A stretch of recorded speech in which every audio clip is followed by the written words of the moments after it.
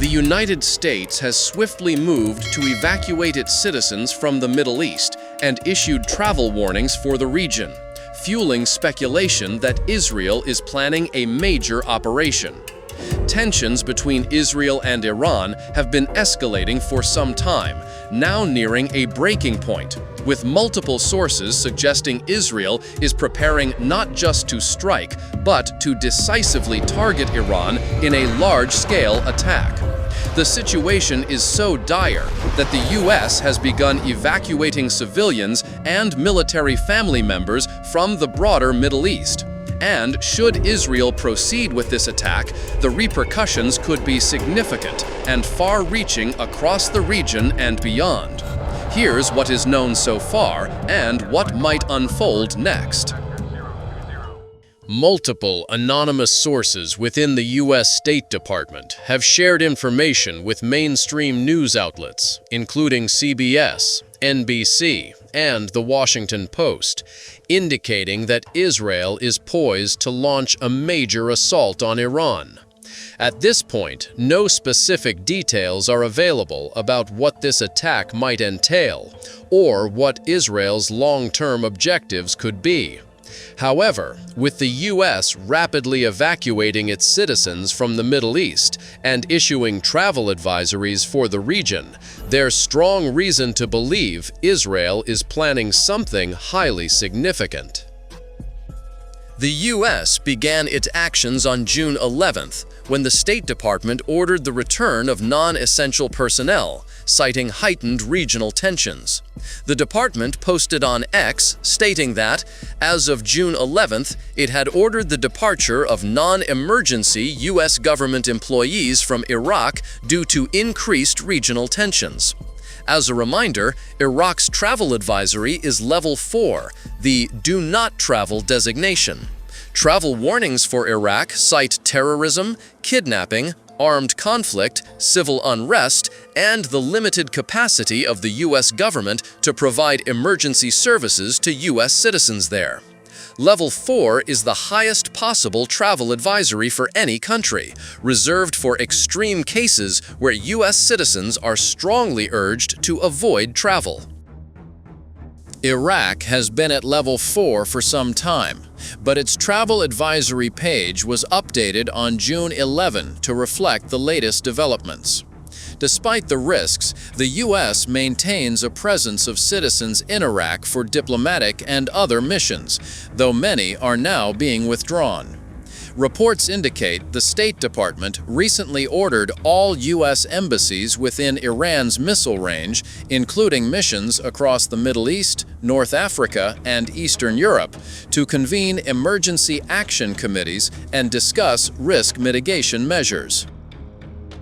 According to reports, this process led U.S. Secretary of State Marco Rubio to authorize the departure of non-essential personnel from Iraq. One anonymous State Department official, speaking to the media, said, "Based on our latest analysis, we've decided to reduce the footprint of our mission in Iraq." A defense official also reported that U.S. Defense Secretary Pete Hegseth approved the voluntary departure of military family members from locations across the CENTCOM area of responsibility. CENTCOM, or U.S. Central Command, is the military command overseeing the Middle East, as well as parts of Central and South Asia. The official added, "CENTCOM is working closely with our colleagues at the State Department, as well as our allies and partners in the region, to maintain a constant state of readiness to support any number of missions worldwide at any time." These statements and actions clearly reflect U.S. officials' concerns about Israel's plans, and even at the highest levels, President Donald Trump has expressed significant concern for any U.S. citizens remaining in the region. Trump, asked about the reports during an event at the Kennedy Center in Washington on Wednesday evening, confirmed that U.S. citizens are being evacuated from the area. All this suggests that Israel is not merely discussing or planning a potential strike, but may be days or even hours away from launching an attack. seemingly determined to take major action against Iran. It's no secret that Israel possesses substantial firepower, largely due to its strong relationship with the US and other key global allies, enabling it to inflict serious damage on Iran despite being a much smaller nation. However, in a direct military comparison, Iran holds advantages in several key areas.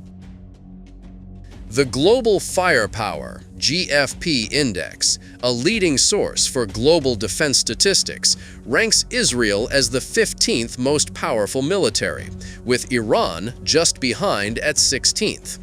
GFP data shows Iran has a significantly larger personnel pool, thanks to its population of over 88 million, compared to Israel's 9.4 million.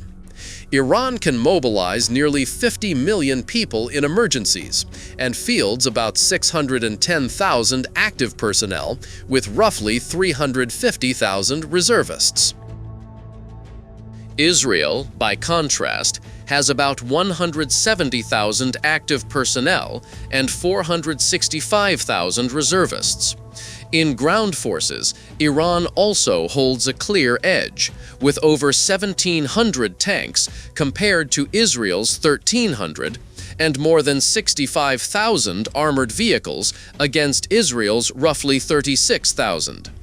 Iran also boasts more self-propelled and towed artillery systems and mobile rocket launchers.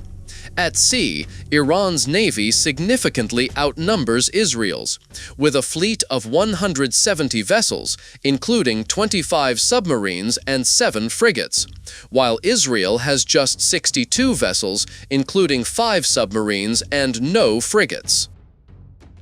However, these numbers don't tell the full story. Despite having fewer tanks, personnel, ships, and artillery, Israel's military remains a formidable force, arguably surpassing Iran in many critical metrics. Shaky, former deputy director of the Missile Defense Project at the Center for Strategic and International Studies in Washington, explained that Israel undeniably possesses more advanced military technology than Iran, with cutting-edge aircraft equipped with modern missiles and bombs. Israel's air defense systems are demonstrably effective, but perhaps most crucially, it has powerful partners, primarily the US, but also allies in Europe and the Middle East. A closer look at the equipment each nation fields reveals stark differences. For instance, Israel's Air Force is among the most advanced globally, with access to some of the fastest, stealthiest, and deadliest fighter jets, including hundreds of US-made F-15s, F-16s, and F-35s. In contrast, Iran's Air Force, with 37,000 personnel, operates only a few dozen active attack aircraft, relying heavily on outdated Russian models and pre-1979 Iranian Revolution US designs. Specifically, Iran fields F-4s and F-5s from the 1950s, along with F-7s, a handful of F-14 Tomcats, and some Russian Sukhoi 24s and MiG-29s. Side by side, these forces are not comparable. Israel's aircraft are far more modern and capable, giving it a significant edge, as Shaky noted. Especially in the early stages of an Iran-Israel conflict, Iran's decades-old aircraft would struggle. Additionally, since Iran and Israel are not neighbors, separated by over 600 miles with Iraq and Jordan between them, any conflict would likely involve airstrikes and missile attacks.